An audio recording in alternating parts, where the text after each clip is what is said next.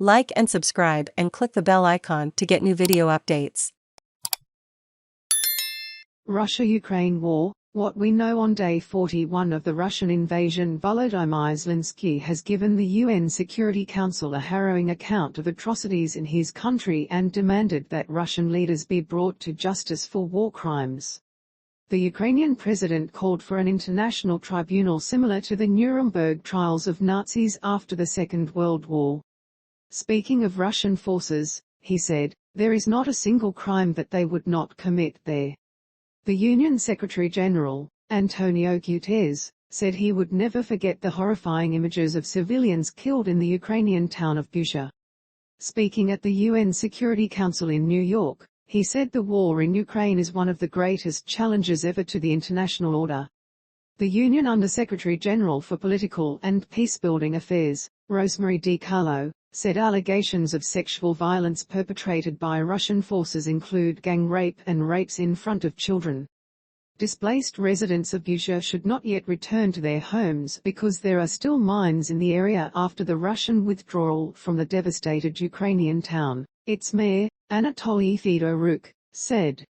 Fedoruk said about 3,700 civilians had stayed in Bucha throughout the occupation by Russian troops. It had a pre-war population of about 37,000. The Union Human Rights Office spokesperson, Throssell, said all the signs from the Ukrainian town of Bucha pointed towards civilians having been directly targeted and killed. She described the images emerging from the aftermath of Russia's occupation of the town as extremely disturbing. Israel's foreign minister, Yair Lapid, has strongly condemned Russia's war crimes in Ukraine in a statement intensifying Israel's criticism of Russia. Earlier, the Israeli Prime Minister, Naftali Bennett, condemned the killing of civilians in Bucha but stopped short of accusing Russian forces of responsibility. The U.S. Secretary of State, Antony Blinken, said the evidence from Bucha showed a deliberate campaign to kill, to torture, to rape, to commit atrocities by Russian forces. The reports are more than credible. The evidence is there for the world to see, he told reporters. Scores of Russian diplomats have been expelled from European countries this week in a direct expression of government's outrage at the killings of Ukrainian civilians revealed as Moscow's military forces left. In what amounts to one of the biggest diplomatic breakdowns of recent years, 149 Russian diplomats have been told since Monday they were no longer welcome to stay by governments in Italy, France, Germany and elsewhere. The Kremlin said allegations that Russian forces committed war crimes by killing civilians in Bucha were a monstrous forgery aimed at denigrating the Russian army. Kremlin spokesperson Dmitry Peskov told reporters that remarks by the U.S. President, Joe Biden, on Monday calling for Vladimir Putin to be tried for war crimes were unacceptable and unworthy of a U.S. leader. The European Commission President, Ursula von der Leyen, announced that the EU was proposing new sanctions against Russia, including an import ban on coal worth €4 billion, £3.3 billion, a year.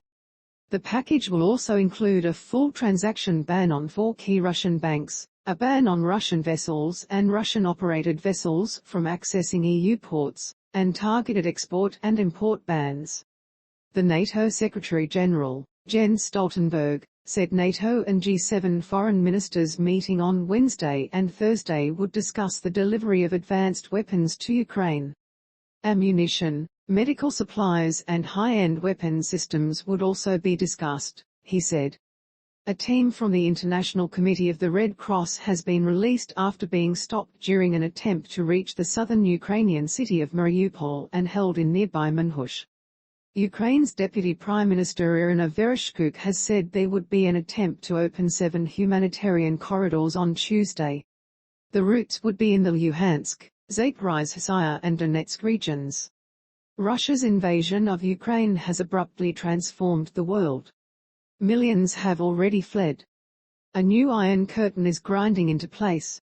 An economic war deepens as the military conflict escalates and civilian casualties rise. It's our job at The Guardian to decipher a rapidly changing landscape, particularly when it involves a mounting refugee crisis and the risk of unthinkable escalation.